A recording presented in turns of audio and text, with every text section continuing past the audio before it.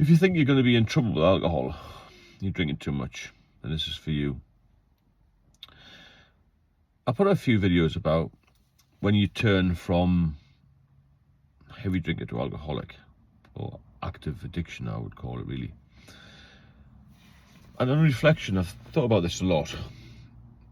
You know, when do you turn the corner? When do you cross over? To be honest with you, if I'm honest with myself, you kind of know. I think we all kind of know, not exactly the day, the time that you become an alcoholic, but you can sort of tell at a certain point in your life, roughly when you start to feel like alcohol's controlling you. Because initially, you control it when you're young, crazy, and you've got lots of energy, and you've got no health issues, and life's free, I suppose. You know, it's not free, but you understand what I mean. You've got less responsibility. But as you start to get further into life and start working and meet people and start relationships, all this sort of thing, then life changes. It changes very quickly, you know. And I'm the wrong side of 60 now. I know I feel pretty good. I've got a great life now that I'm sober. When I was 20, I never thought about drinking becoming a problem. I didn't even think I was going to see 40, never mind 60. You don't look that far ahead, do you? And I was a young policeman. I was fit, healthy. I had no issues with anything, you know. But as I got older, I started drinking a bit more. Mid-30s to late 30s, I thought, you know, this drink's getting a bit of a hold.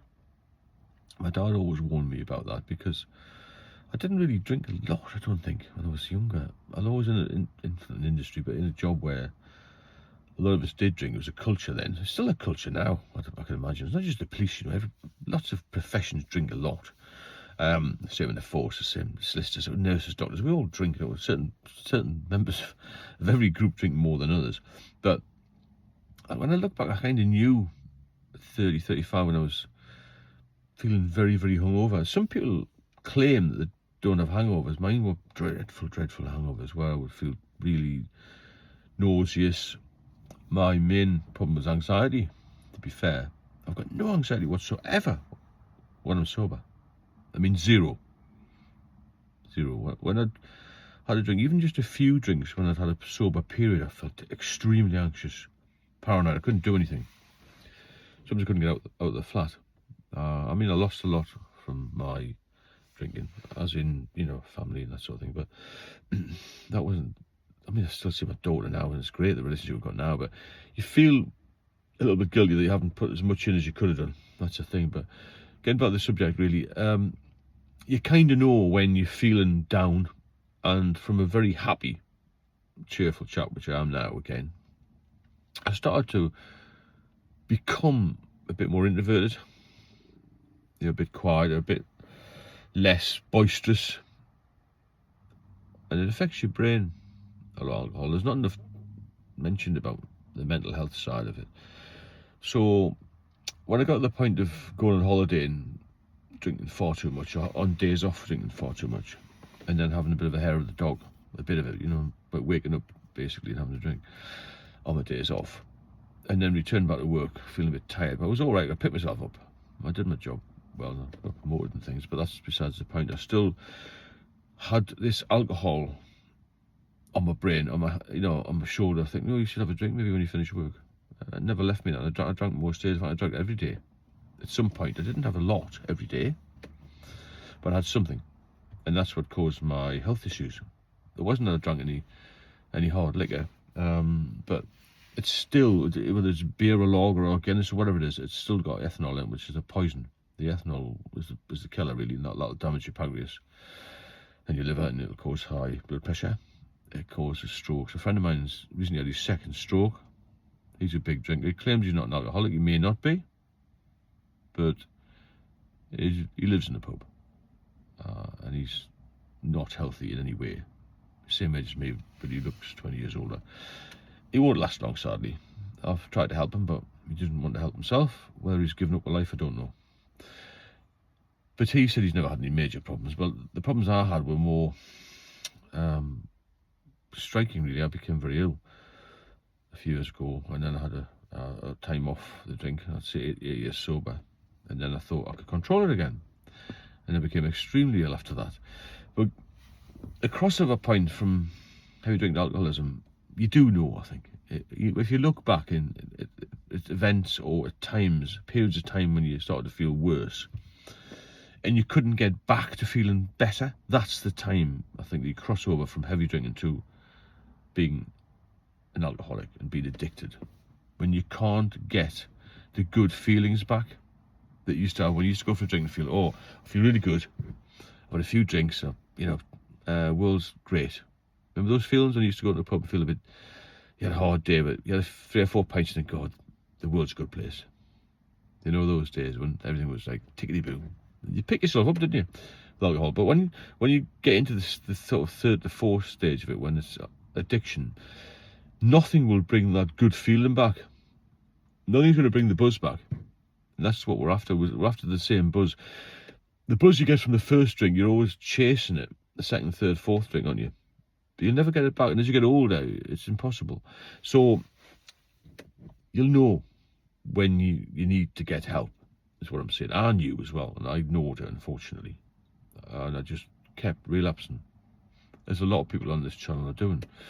And I'll say it again and again until I'm blue in the face, that relapse is the killer.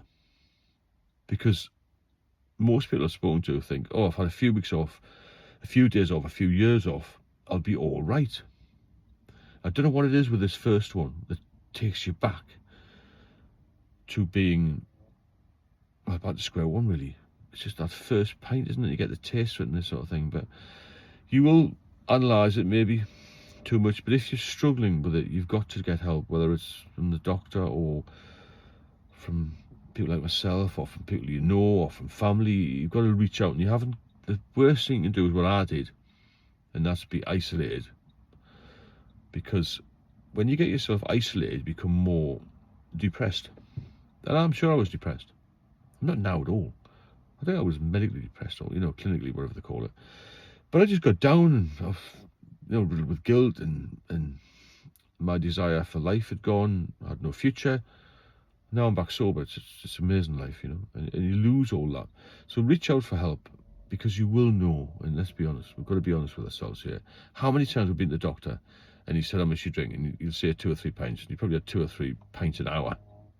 Be honest with the medics. Be honest with your family as well, because they'll appreciate that, Because as I've got older, I've realised how precious life is, and it doesn't matter what you've got or what you've achieved. People want to see you happy. People want to see you at peace. People want to see you relaxed, and there's no need to flannel things, because I nearly lost my life, and it's that point you think, geez, I wish I'd just done something about this earlier. So I'm here to try and promote this, and no matter what age you are, what stage of drinking you are, you've got to quit. There is no halfway house. There's different ways of doing it. The AA is good for some people. It didn't help me because it was all too regimented. Unfortunately, you have to quit and get it in your head. You're going to have to stop for life, but don't think of it in that way initially. Break it down into days, hours even. I haven't had a drink the last 4 hours. I haven't had a drink for 2 days. I'm not going to drink tomorrow. I'm not going to drink today.